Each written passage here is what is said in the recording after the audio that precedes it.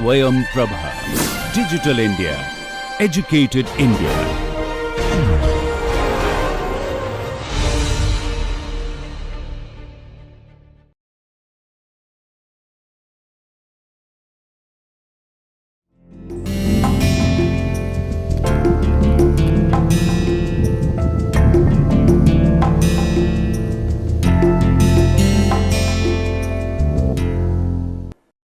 Welcome, dear learners, to the another session of International Business Management. I am Dr. Manisha Goswami, Assistant Professor at Institute of Business Management, GLA University, Mathura. Today we are going to continue with the international business environment. Let's look at what we did in the previous lecture, and then we'll proceed with the remaining portion of international business environment in today's lecture, lecture number 5. In the lecture number 4, we discussed about the political environment, and while analyzing the political environment, we largely understood that government of nation play essential role in facilitating international business, because it's the government who will be forming the policies, because it's the government who will be forming the law system for allowing the foreign investment in their own country. So if the ideology of the government is not favoring the foreign investment, like in case of North Korea, in case of Cuba, they are not very much friendly with foreign investment. So they will be posing some restrictions on allowing the foreign investors in their home country. As a result, international business in such country could not grow and flourish. They will remain isolated from the globalization. So, by and large, when we were going through the political environment, we tried to figure out the different ideology and philosophy the political system of different country holds, and which particular country is facilitating more of foreign investment, and which particular country is having restrictive and ceiling for foreign investment. Next, we talk about the legal environment. Legal environment comprises of the law system related to foreign investment, custom duties, right? We come across various different type of custom duty, which may be a point of concern when you are dealing with export, or you are having your own wholly owned subsidiary there in the foreign market. Has to be taken into consideration before taking any sort of the decision of having investments or having trading relations with any foreign country. Next, we talk about the economical environment. Economical environment of a country largely become a factor of reason of taking a decision of entering in X country or Y country. Because if a particular country having a lot of fluctuations in the economic environment, you don't want to put your money therein, because there is a possibility of your money to get stuck over there. So when you are selecting a country, you always look for a country where economy growth is taking progressively. Any stable economy also not be considered as a right place to invest or enter into a country.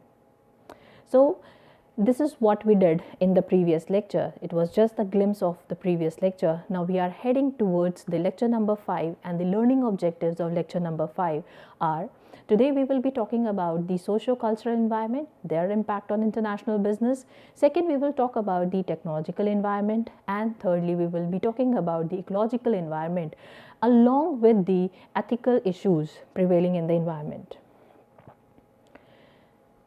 Now let's begin with the cultural environment. Cultural environment of a country play a significant role. Why? Because the culture is going to vary from country to country. The way the political, economical and legal environment vary. But as far as the cultural environment is concerned, it's going to largely govern the consumer behavior. As far as the country like India is concerned, where the diversity is quite high, every individual customer of belonging to different religion here posing some different behavior. Because of the difference in the consumer behavior, companies have to moderate, customize their product as per the taste and preference of the customer of a country like India, because of diversity prevailing here. Until unless you are having a culturally universal products like the software, television, or you are into some drugs, or you are into some chemicals, right? These are culturally universally acceptable products. Until unless you are in such kind of product, you have to undergo certain customization. And for making a correct customization and modification in the product, you need to know about the taste and preference of the customer. And for knowing the taste and preference of the customer, you should be well versed with the culture of that country. Culture seems to be an abstract, but it is not at all. It is like an asset to the organization.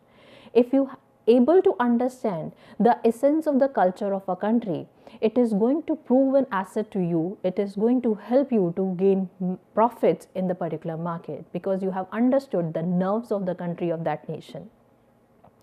So culture consists of thoughts and behavior patterns that the member of a society learn through language and other form of symbolic interaction, like their customs, habit, belief and values, and the common viewpoint that bind them together as a social entity.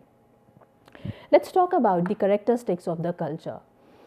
First characteristics of the trait of the culture is transgenerational. I may be having certain belief system, I may be having some ideology, and those belief ideologies or the value system or the ethical things which I am posing or I am having is going to be passed on to the next generation, and therefrom to the next generation. So that means the value system one particular person hold is going to pass on those value system to the next generation, and it keep on passing from generation to generation.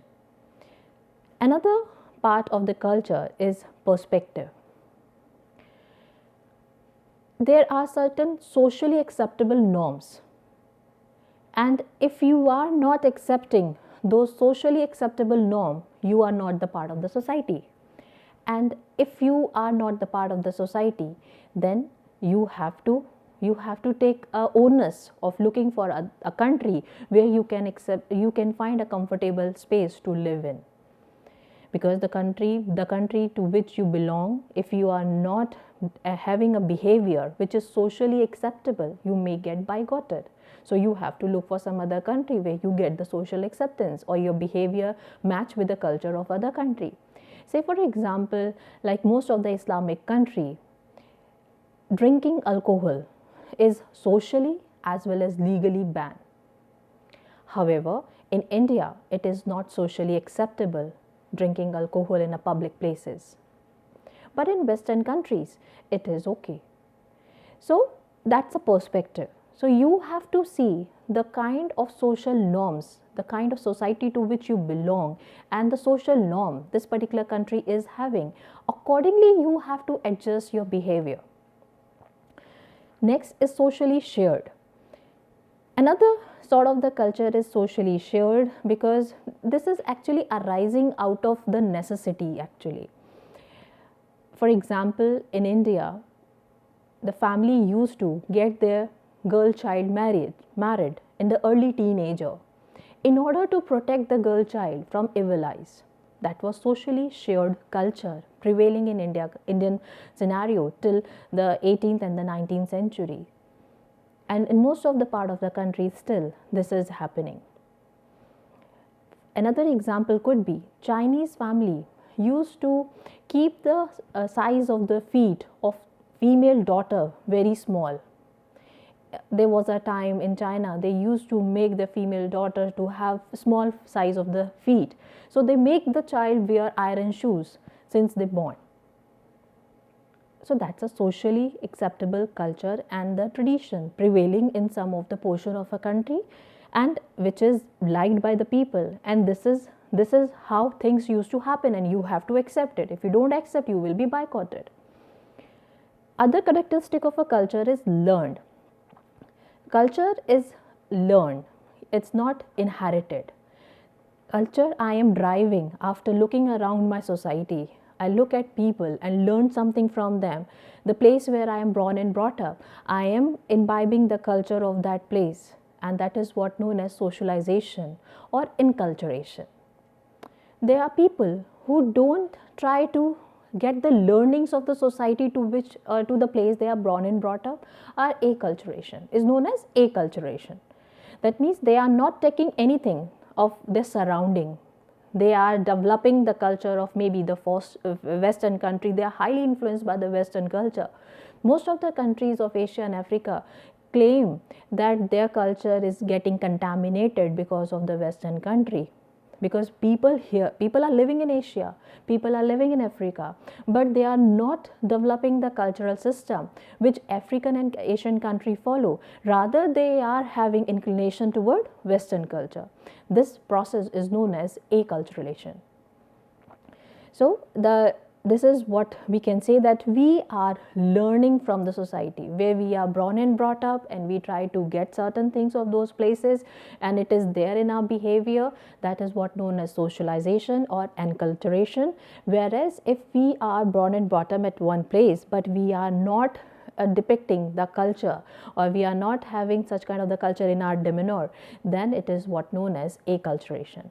This is what Asian and African, most of the Asian and African countries are claiming, that their culture is contaminated because of Western countries. Next is subjective. That means it varies from person to person. And it is going to be, as it is subjective, then you have to have the understanding that in this particular country what kind of culture is prevailing. But because in my country the same practice is done for some other reason, I am finding that this practice is happening in India also, but the reason is something else. Take an example, in some of the foreign country, what used to happen, the bridegroom used to give money to the bride family for raising the girl child. They used to compensate the bride family by paying certain amount of money. But in India, it is just opposite. It is a name, we used to give the name of dowry to it. Here, the bride family used to give the money to the bridegroom family in order to help them to set up their new family system. So the practice is same. Money transaction is taking place, but the perspective is totally different. That is what subjective cultures are. Another characteristic of culture is cumulative. Cumulative is, that means the culture get accumulated because of certain circumstances happening in your life for the past years, or maybe generation to generation certain things are happening. Your ancestor keep on letting you know that should not be done, that should be the practice of your life. Say for example, farmers have an accumulated circumstances, the accumulated circumstances of having the crisis of money because of uncertainty in the environment. There will be a rain or there will not be a rain, the crop will grow or not. Because of this kind of psychological grooming or development among all the farmers in our country, they have a feeling of accumulating the money for safeguarding the future, because they are not sure whether the crop will grow on time or not, whether the proper harvesting of the crop will able to take place in the current season or not. So they have a habit of accumulating the money for safeguarding the future. They have a habit of saving the money in the lockers rather than putting them in the banks or in the market. So that is an accumulative culture. Because of some accumulated circumstances over the past or thousands of years, certain things are happening to your life, and this goes into your thought process that this is not the way of living and we have to find certain other mechanism of having a better peaceful life. Then they start finding the solution to it, and that is what the accumulative culture is. Next is the dynamic. Dynamic means ever changing, and culture is also changing. Right, today you are living in some village, your behavior is different. The moment you move to cities, your behavior is going to different, your living style is going to get different, your acceptance from the market is going to get different, your living style is going to get different, eating habits will also get different. And the moment you move from city to the foreign country, again there will be a difference in your behavior, your attitude, your talking, everything is going to get changed. So that means it is dynamic.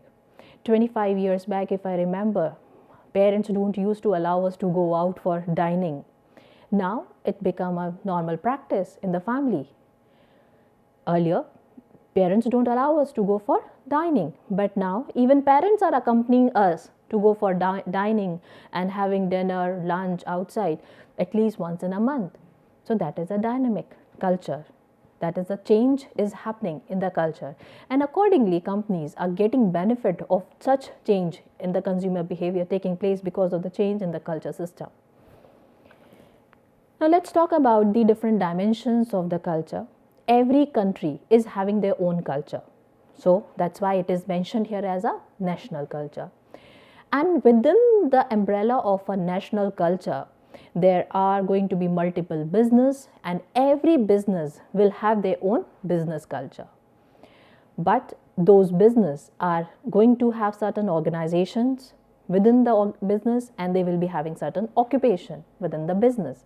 So these two things are also going to vary within the same business culture. Say for example, the people belonging to the military area, you just compare the two person, the person from military, a person from civil. Military person is going to pose a different attitude, different behavior. They will be very much punctual on time. They are very much committed to what they have stated. On the contrary, a civil person might not be so punctual, might not be so committed to what the person has stated. So that is the culture a person has developed because of the occupation to which he belongs. People belonging to the police line, their behavior, their attitude, their language is going to be very different from the other person. There may be two friends who are born and brought up together from the same village, but one picked up the line of the police, the another one picked up the line of MNC. Both the people are going to portray the different behavior after 10 or 20 years of their time when they will be reuniting. So that is the occupational culture. And altogetherly, we need to manage as a multinational organization. We have to give respect to the national culture. We have to see what kind of domestic companies are prevailing in the country, what kind of the organizational culture, that means the different HR policies the people are having in India, what kind of the finance policies the people are having in India, what kind of marketing policies they are using in India, promotion techniques and strategies they are using in India. Then when you are entering to India, you have to take care of these organizational culture, which is going to vary from time to time, and you as a multinational organization have to find the best amicable solution to adjust and create your own space within this diversity. Now let's talk about the effect of the culture. There are cross-cultural communication process and negotiation. Within the effect of culture, we have to focus on what? The cross-cultural communication process and the negotiation. Let's take an example of low context culture or monochromics. That means you're very explicit. When a particular person stating certain things and they are very explicit, they are very clear to what they are stating, is known as low context culture and monochromics. People from America, Europe usually show such kind of behavior. What they would be doing? They would be very clear in their statements. They don't believe in rounding up the things. They talk very straight. They have a clarity in their mind that what they want from you as a client or what they want from you as an employer. So this is what known as low context culture. Because things are quite clear, so it is very easy to decode what other person is willing to say to me. So in such kind of conversation, usually what happens, there will be no ambiguity, there will be no vagueness in the conversation. But contrary to this, there are countries like Japan, there are countries of Saudi Arabia, there are countries of India, there are countries of other part of the Asia like India. There are some high context culture. That means we want to say something, but we express in some other way. And this creates a lot of confusion in the mind of a person who belongs to the country like America and Europe. Because they believe in straight cut, straight statements, where in case the people from India, Japan are not so straightforward. They will not be expressing you straight, because they find if I'll be expressing straight, for them it is disrespect to the other person who is listening to them. This is their culture, that I cannot speak straight to the person. If I would be speaking straight, that means I am showing my aggression, I am showing my confrontation. That's why these people don't want to express themselves very much straight to the people, and there is a problem of ambiguity, there is a problem of misunderstanding, and this leads to a lot of the lot of vague sort of the behavior at the end when communication is going to end. Most of the time negotiation not take place properly because of this high context cultural or polychromic behavior. Next effect of the culture is cultural universal. Cultural universal are those kind of the products which can be universally acceptable, so you don't have to alter much. For example, television, for example, your laptop, computer, mobile phone, medicines, right, medical equipments are cultural universal. That means if you are manufacturing in your country like Japan, you can easily transport to various other nations across the globe. It is going to be acceptable in the same form.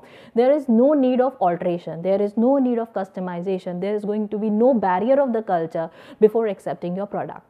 So you need to see if your product is coming under such kind of universal product, globally acceptable product, then you are on the safer side. You don't have to worry much about the different country culture. Next is the cultural attitude and international business when it comes to our dressing habits and the eating habits. So you have to give respect. Like in India, there are people who, mostly the people in India, the female in India wear saris. And if you being in India, banning a woman not to enter into a disc or to a restaurant or a hotel because you are wearing a sari, it's not the right thing. You have to give respect to the culture of the nation. This is the culture of India of wearing a sari. If any female wearing a sari can enter in any place, if she is holding a ticket or if she is having a right to enter to a restaurant, hotel or a disc, she can enter. Who you are to stop her? That means you are trying to be against to the culture of India and being in India. You are in India and behaving against India. That is not acceptable. So you have to see what kind of culture is prevailing in India, and accordingly you have to adjust your policies. Next is the eating habit.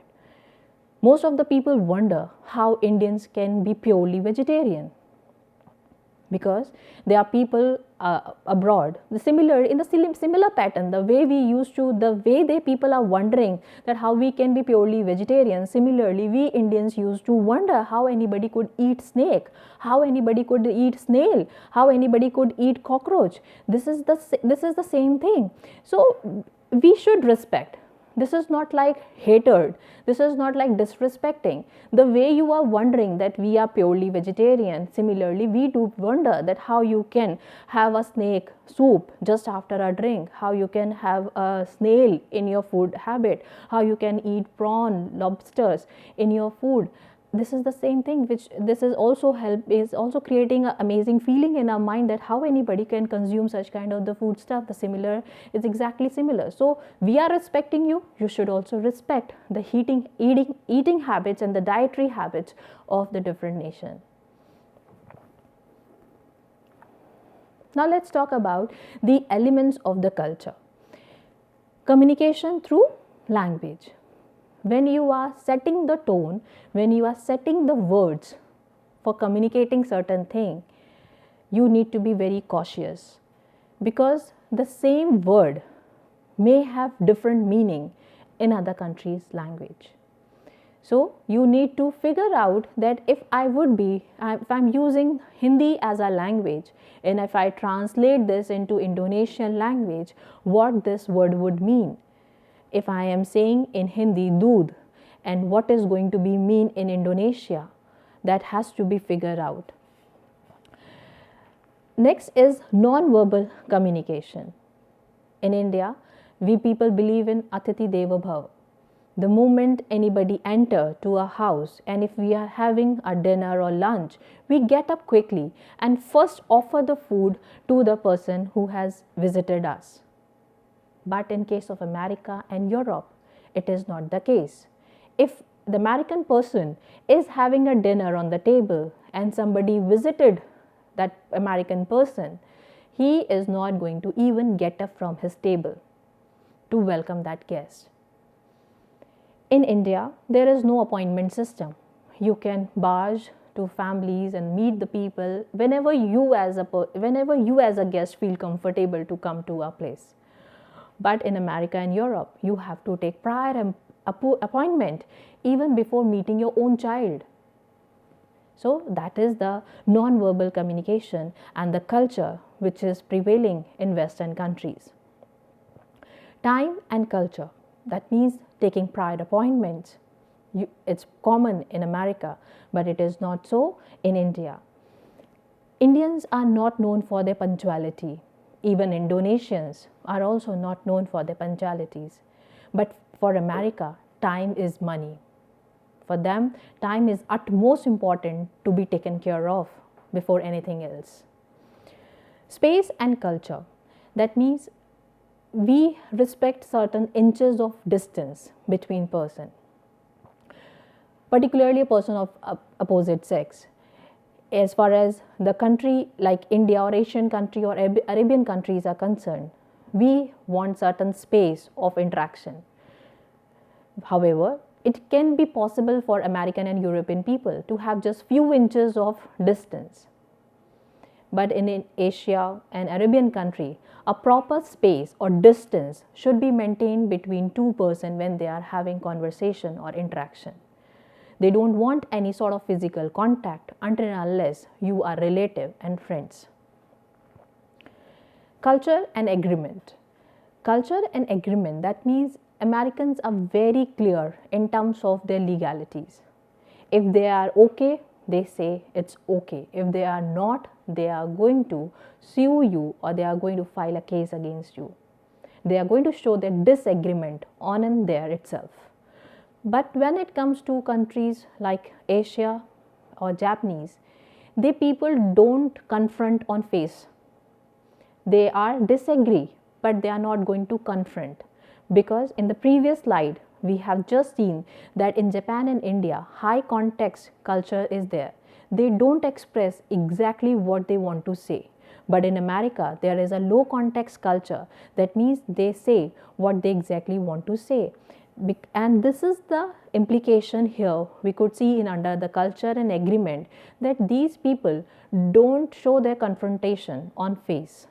However, the American, European people are very clear cut in what they have stated in their terms and conditions. They are very much clear. If they are not happy with the execution of those terms and conditions, they are going to show their disagreement on and there itself. They are not going to wait further. They are not going to wait for further counseling or other meetings. Culture of friendship. Americans are little practical. However, Japanese and Chinese people are emotional. American people do develop relations, but that is project based. Till the time we are having business, we are friends. The moment business gets over, we are just normal person. However, in case of Japan and China, the people first extend the friendship, and if they develop the friendship, they try to see whether I can do a business with this person or not. And on the contrary side, American people first develop the business relation and then they see this person can be my friend or not. But in Japan and China, people first develop the relations, the friendships, and then they see whether they can do business with each other or not. So this is the difference in their attitude, and eventually there will be a difference in the outcome also. Because when Japan and China are building the relation with some client, and then client agreed upon of having a business also together, the commitment level is going to be very high, because they will be emotionally connected for each other for doing the business. However, in case of America, there is no emotional connect. They are just doing the business because they are into the business relationship. But in case of Japan and China, they are developing first the personal relations and then developing a professional relation. So I as a person will become emotionally connected to my client to get the work done. So that is a strategic move as well. Culture and negotiation. For sure, the culture calls for the negotiation as well, because you have to draw a line somewhere. Chinese people are very clever in terms of getting the best deal. They are tough to be negotiated. If they have decided one thing, they won't get that particular thing to be accomplished in any ways. They always want to put them at the supreme level. Similarly, Americans are very straightforward in their terms and conditions. Mostly the developing nations, they are like they are not the choosers, right? They have to accept what is coming from the developed nations or the good economy. Culture and superstition is also going hand in hand. For example, in America, there is a practice of touching wood to protect the person from evil eye, crossing finger, and even they feel uneasy when any black cat cross their road. This is what common in India also. People feel uneasy if a black cat is crossing the road. In India, there are a lot of superstition like checking your planet movements of the horoscope before taking any call, right? You are going to be very much conscious before having any business deal. You will be finding some occasions to happen to take the business deal. Like if it is a Dhanteras, then you will be taking some business deal. If there is Diwali, then only you will be going for some business deal, right? So we are following the culture of following certain rituals, and we are very superstitious about those rituals and the custom, and we strictly adhere to what is being stated. We follow the palm reading also, we follow Vastu Shastra also, right? So the culture and superstition also to be taken care, and many companies are taking the advantage of such superstitious belief of particular nation. They are finding the business opportunities in such superstitious belief of a particular country. Like the people have found the business of providing the Vastu interior. That is what they are taking the advantage of, the superstitious belief prevailing in the country. Feng Shui, which is prevailing in China. Culture and the gift. Another very important aspect, as we have seen in this few previous point, that culture of friendship. So when you are developing a friendship, you will be also extending certain gifts. You will be sharing certain gifts. But in America, gifts will always be given after the business deal. But in Japan and China, first they will be extending and sharing the gifts with each other, and then they will be developing the relationship. There are some difference in some sort of the gifts. Like if you will be gifting a clock to Chinese people, they will feel offended. They don't like gifting clock to anyone. Like even clock to China or Taiwan, the same territory. Knife in France, Russia and Germany. If you are gifting any the different style of the knife for chopping purpose or some other vegetable chopping purpose, the Russian and German people are going to feel offended. You cannot even gift handkerchiefs to Thailand people, Italy, Brazil and Venezuela people. They don't like gifting such materials. So you need to know the culture before taking a call of deciding which particular gift item to be gifted. Now let's talk about the cultural implication on international business. Because of multiculturalism, every next country is so nicely diversified, having multiple cultures. So you have to have the literacy of the culture. You need to spread the cross-cultural literacy. That means either you have to be the part of the nation for longer span of the time, or else hire the local people from that host country who will be updating you about the culture prevailing in that country. That is what being polycentrism is. Next, culture and comparative advantage. Like in case of Japan, what Japan people are doing, they are developing commitment levels among their employees and giving them the lifetime job security options. With this kind of sense of security in my heart, if I'll be doing a job for a particular organization, I will be giving my 100% to that organization because I am having a sense of security that this organization is doing so many things for me. Let me also put my 100% and give back to this organization. And that's how they are gaining the competitive advantage in the market. Even they are also what these countries are doing, they are also into advancement of their technology and helping the various other nations to start improving the quality of technology by expanding the services. Next is managing diversity through culture. What is happening now? There is a need to manage the diversity. There is a need to understand and respect the culture of the different nation. In just previous slide, we have shared certain examples to let you understand that how Americans behave, how Europeans behave, how Asian people, Arabian people, Japanese people, Chinese people, by and large, what kind of behavior, what kind of attitude these countries are having. So you have to find out the solution of adjusting in such country. You have to find out the gap of penetration in such market. That is what managing diversity is. Next is compatibility between strategy and structure. That means you are going to give respect to the culture and you have to be strategist at the same time, because you are not there in a country for doing charity, for sure. You are there in the country for earning the profits. So what you would be doing, you have to find out how this country moves, what their by and large norms, their regulations, their rituals, their culture is, and try to find out the amicable solution to it. This is what McDonald's did. After committing a mistake of offering the beef, they come up with the veg burger here in India. Even Domino's is offering or using Indian curry over the pizza topping. That is again which is not there in the foreign country, because they know the Bangalore people like a certain Indian curry, so Domino's are offering the Indian curry paste instead of the normal paste over the pizza. That is a culture and the strategy compatibility. Even a company, Asian Paint, changed their name to APCO for Australian.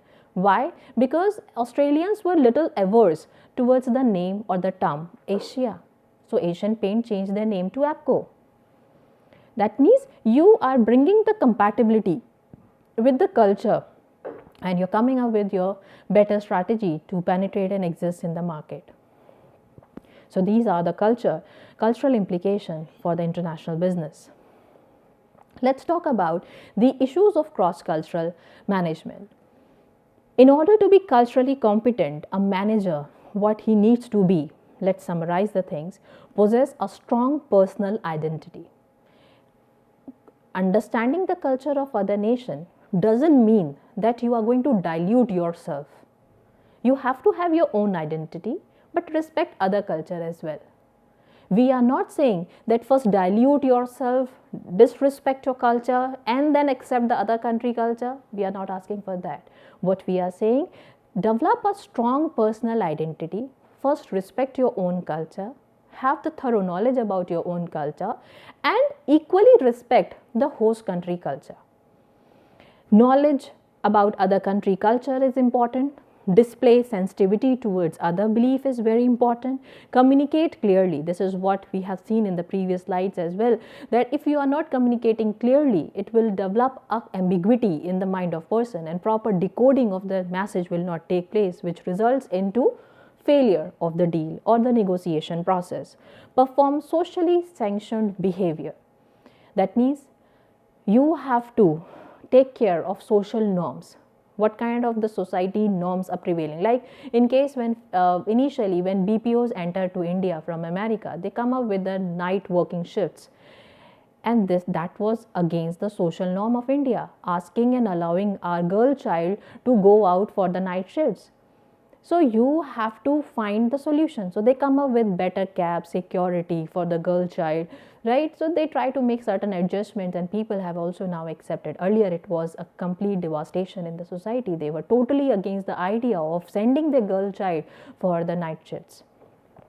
So issues of cross-cultural management has to be taken into consideration before you are taking a decision. Now the next topic is regarding the social environment. social environment is actually derived from the religion. The religion which you follow is going to be the major area where you will be having a social connect, you will be having a social relations with, like in all over the world. Major religions are like Christianity, Islamic, Hinduism and Buddhism. These are the four major religions across the globe, and these religions are going to define your behavior, your culture system also, and these religion system also drive your culture, right? So religion are affecting your culture. That means this is something supreme to be taken care of. That this is what written here. Religion is one of the most important social institution influencing business decisions, because it is also driving your culture. Next is the family system.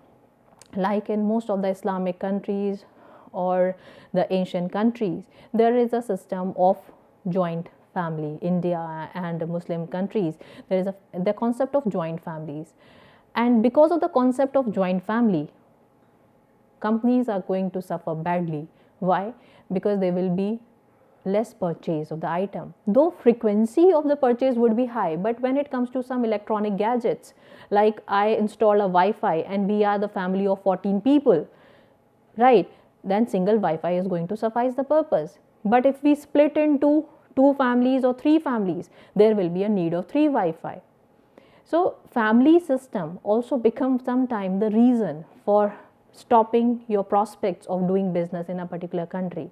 So initially, when foreign companies entered into India, they come up with the idea of splitting the family, asking the people to move from their home country to the location, because they want that split to start happening, and with that split they will start having a scope of expanding their sales in a particular country. Behavioral factor affecting the business, because it is going to govern your consumer behavior. So how you behave is going to affect the business deal. So they started playing with the brain also, zindagi ke saath bhi, zindagi ke baad bhi, right? So such kind of the behavioral changes they start bringing in our mind, they started bringing in our thought process. Thanda matlab coca cola, that means agar hame pani pi pyas bhi lagi hai to hum coca cola kharide, right? So such kind of the behavioral change, they start coming up with their advertisement, their punchlines and the taglines. They start creating a change in the thought process to have a business in the market. Behavioral based group membership. Similar, we can say the people having the same ideology will stay together, right? So the people who are of same liking, same disliking are going to be a group, are going to be the member, are going to be the friend. So if I'll be having certain kind of the group membership, or I'll be having some kind of the membership, then how I can be the one to penetrate my business in that socially acceptable group? That is also the concern of a lot of business people. Motivation and achievement like masculinity. It is usually assumed, and to the large it is true also in most of the country, where the masculine people are more, that means males are more, those countries are more rational, they are more logical into the business. However, the countries having more of feminist, there the people have the business style is little relation based. However, in the countries like India, and there the situation is moderate. So let us take an example of some of the countries having masculinity is at the highest, like Japan, Mexico, UK, Germany and US.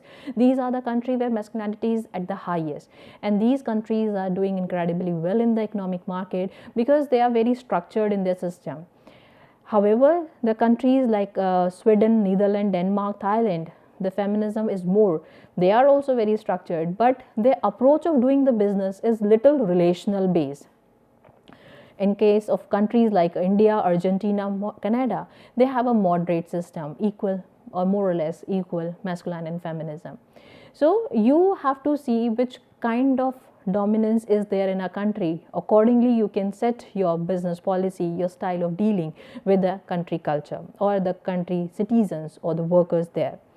Risk-taking behavior of such kind of country where masculinity is high is obviously going to be very high as compared to the countries where feminism is more.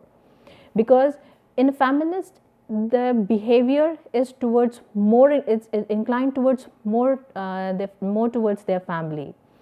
They are more focusing towards the betterment of the family, right? Where in case they cannot take certain charges at the cost of their family, where in the case of the masculine or the masculinity countries, they are free to move from one location to another. So they have a risk taking capability more as compared to those countries where feminism are more individualistic and collectivistic. Individualistic are those countries like America, European countries. They believe in doing the work individually. However, the countries like India, Japan, China, they believe in collectivism. They believe in doing the work in a group, in a team. They believe in forming the team. They believe in creating tomorrow's leader, right? However, in case of America and Europe, this practice is not there. Now let's talk about the technological environment. Technology is influencing like anything. Technology is changing, and the different shapes it is coming up is phenomenal since the last few decades. Technology is applicable of knowledge. It's actually the application of your science into some usable technology. Change in technology is bringing fast change in other factors of environment like culture, social, economical, and political environment. As for Toffler, technology feeds on itself. That means technology feed on itself. That means technology will come with another new technology over and over again. Thus, technology is self-reinforcing. Technology brings the globe together. Even we wonder how Lord Krishna created a system where Dhritarashtra could see what is happening in the Kurukshetra war. We were totally clueless how Lord Krishna can create a system where Dhritarashtra can see what is happening here, what is happening in the Kurukshetra war, until and unless that cricket commentary become possible.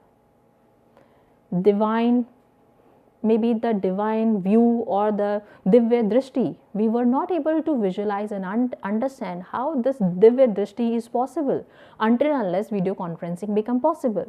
So this technological advancement is making us to reconnect with our earlier days and see how things were actually in practice thousands of years before, and we have lost, and now we are regaining them again in the form of the technology. Now let's look at the influence of the technology. Technology is influencing the investment decisions. Like for example, Japan invests 30% only for product innovation, wherein 70% for process innovation. That's how they are deciding that if I will be investing 70% on process innovation, I will be coming up with more better ways of doing the same work and reducing unnecessary steps, making me cost effective. Technology and economical development. Japan is buying raw material from India because India is not having technology to process those raw material. They are buying the raw material at a cheaper rate and then processing, coming up with the technology, coming up with the goods and services and selling it back to India.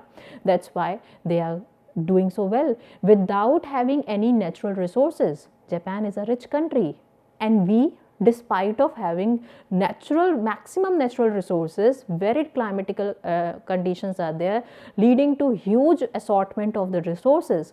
Despite of that, we are a developing country because we don't have a technology. Technology and international competition. Japan could sustain any sort of international competition because they are technologically so sound. They can manufacture things in 3 days. The same things are going to be manufactured in 5 days by US company. A particular product, if Japan can manufacture in 3 days, same product is going to be manufactured by US in 5 days. That means they are gaining the advantage, and that is only possible because their investment on technology is of different style. They are investing 70% in the process innovation. However, only 30% in product innovation. Technology transfer is also very important, but most of the time the developed nations used to dump the obsolete technology in our country, and sometimes it is okay also because we could not afford the advanced technology. Managing technology transfer, and then some expert used to come to India. They used to upgrade and acknowledge how they are going to make the Indian people adjust and cope with the technology, how they can understand the technical know-how of the technology, and then they make the people comfortable with the new technology, and further they come up with the next advancements. Now let's scan the technological environment quickly. Whenever there is a certain level of the technology of industry in the home country, you need to see what is the level of technology in my home country. Then you have to see what is the level of the technology in the host country. जहाँ पे भी आप move करना चाहते हैं, you have to figure out that I am having X technology standard in my home country, but it is not so in the host country. Then what is the compatibility of host country technology with the home country? If the technology is not compatible, then I need to find out the appropriate technology to fit with that host country. Study of compatibility of technology with the culture of host country, including the taste and preferences of the host country customer, is going to help you to satisfy your customer at the fullest. Study the host country government policy regarding technology transfer, study of the mode of technology transfer, study the impact of technology on the environment of both home and host country. These are some of the essential factors you have to take into consideration when you are scanning the entire technological environment. Will give you a fair idea that whether I can go straight away with the kind of technology I am using in my home country in the host country or not, and if the answer is no, then what adjustments I need to make in order to make my technology good over there, or in order to transfer my technology from my home country to the host country. Now let's quickly talk about the ecological environment of the entire environment. When we are scanning the environment, we need to see these certain natural factors also play significant role. Why natural factors play significant role? Because these natural factors are going to determine the availability of certain resources or the environment for you to do the business in there. So natural factor concerns the ecological impact on the business. As weather extremes become more common, business need to plan how to adapt these changes. Key environmental factors include weather condition, temperature, climate change, pollution, natural disasters like tsunami and tornado. Right, so you have to have the fair understanding that if I am moving to a country where the weather conditions are so unpredictable, then what measures I should take well in advance to overcome those unpredictable nature of the country. Additionally, there is an increasing importance of business to be environmentally friendly with their operation, as evident by the rise of the corporate social responsibility, right? So knowing what ecological environment is very good, but at the same time maintaining the ecology of the environment is also equally required. And for that, a lot of companies have started putting up their CSR activities in order to protect the environment, and also they started getting into some of the socially acceptable norms. Example of CSR initiative include carbon footprint reduction efforts, transition into renewable materials and energy sources. Environmental factor example, an agriculture company has to adjust its harvest forecast due to unexpectedly dry seasonal condition that will prevent crop growth. So such kind of conditions should not arise because of the practices different international or MNC companies are into. They are dumping their waste, they are not treating their waste properly, which is creating a havoc in the environment. Global warming is happening, right? Soil is getting polluted, rivers are getting polluted, because of which whatever we are eating is actually a contaminated food, or food of the pesticide we are eating. So that is why the mental and physical growth of the people are at question. So we need to take care of the ecological environment by and large. And ecological environment calls for the understanding of ethical environment also. And what ethical environment is, it's actually giving respect to those people from whom you are taking the resources. If you are taking the resources of the nation, you have to give back to this nation. For giving back to the nation, you should give respect to the nature. And when you are taking the resources of the citizens of the nation, then you have to do certain CSR activities. This is what Tata Company is doing by and large. They are sharing 60% of their entire revenue for supporting the human mankind. Now, the most recent addition to the PESTEL is E, making it PESTLE or STIPLE. This stand for ethical and include ethical principles and moral or ethical problem that can arise in a business. It considers things such as fair trade, slavery acts, child labor, as well as the corporate social responsibility where business contribute to local societal goals such as volunteering and taking part in philanthropic activities and charitable activities. For example, Tata CSR at Tata Motors, all corporate social responsibility initiative focus on improving the quality of life of underprivileged communities, maybe neighboring countries in the business operation. In the year 2021, Tata CSR intervention has touched 7.5 lakh lives in India. This is what giving back to society is, from where you are taking the resource, from where you are taking the help of. Tata Motor CSR initiative across having certain key issues like Arogya, Vidyanam, like Kaushalya and Vasundhara. They are trying to touch each and every field. They are touching the healthcare field, they are touching the education field, they are touching the employability field, they are touching the environmental aspects also. Tata Chemical CSR Limited is committed to serving the national local deprived community present in their area of operation. Their focus is highlighted in their initiative program and it is named as Beacon, which stands for Blossom, Enhance, Aspire, Conserve, Nurture. Few more examples of ethical practices given by Ambuja Cement, Infosys, ITC, Mahindra & Mahindra, Hinduja, Bharat Petroleum Corporation, Ultratech Cement Limited. These are the top 10 companies of a country who are putting their heart and soul in supporting the downtrodden class of society and equally taking care of the environment, ensuring that whatever the action they are taking should not harm the environment at any cost. Now let's review the lecture. Today we talked about the socio-cultural environment, where we try to find out how you are going to be a manager of diversity, how you are going to be the one who can understand and respect the culture of the other country and equally keeping yourself firm and sustained for the development of the nation. Not only your home country, but also for the host country. We also observe the technological environment is having lot of influence, like country like us who are very rich in natural resources, but despite of being rich in natural resources, country like Japan who is very poor in natural resources are termed as a rich country, wherein we are termed as a developing country. Ecological environment, protecting environment is utmost important, because ultimately it's not only India or China who is going to suffer because of pollution. It's all we are going to suffer for, because we are sharing the common ecology, we are sharing the common atmosphere.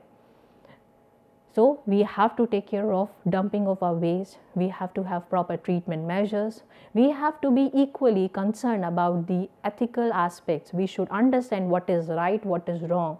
We should have a clear demarcation that I as an entrepreneur, I should have some value system which I am not going to dilute even for the cost of earning the profits. These are the reference material of today's lecture.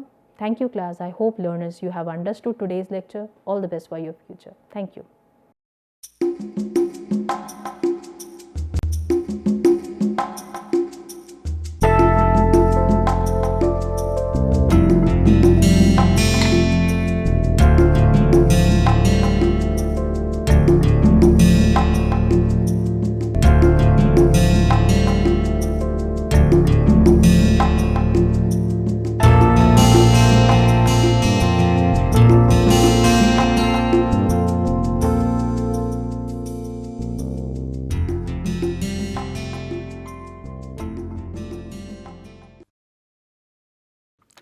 Hello and welcome to this piece of literary snippet.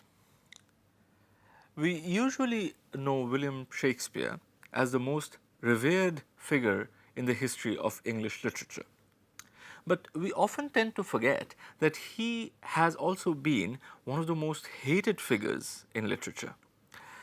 And here I'm not talking only about those boys and girls who have to memorize long sections from Macbeth or King Lear or Julius Caesar before they can go and sit for their school or college exams.